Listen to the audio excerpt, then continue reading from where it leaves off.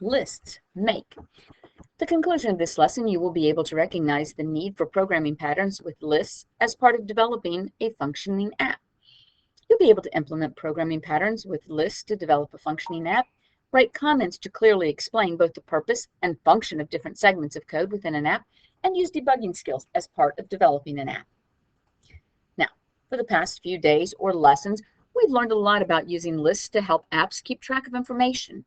In today's Make project, you'll be practicing using lists and programming patterns with lists to create a functioning reminders app.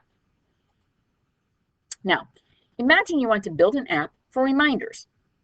What information do you think would be stored in a list? Well, things you might store: a date, time, description. Maybe you put it all into one. It could all just be in a string, and then you just need one list.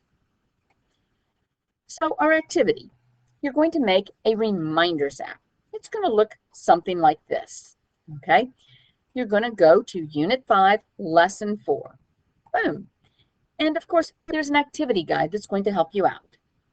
You're going to first, though, try using the app. Add several reminders to the app, and then scroll through your reminders. How many lists do you think are needed to make this app work? What programming patterns with lists do you think you'll need to use? Pause and think about this. Jot down your ideas. Okay.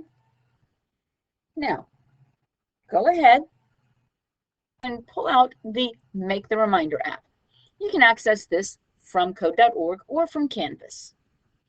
You also have right here the list scrolling pattern, so you can go through. Remember, this is a pattern, so you're going to have to go in and you might have to change some things.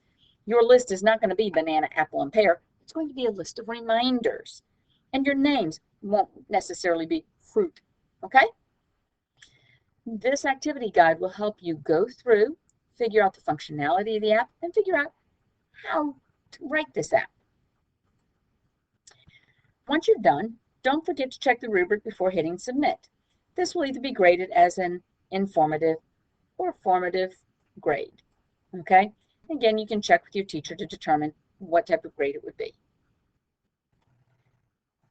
Now, if you finished, great job.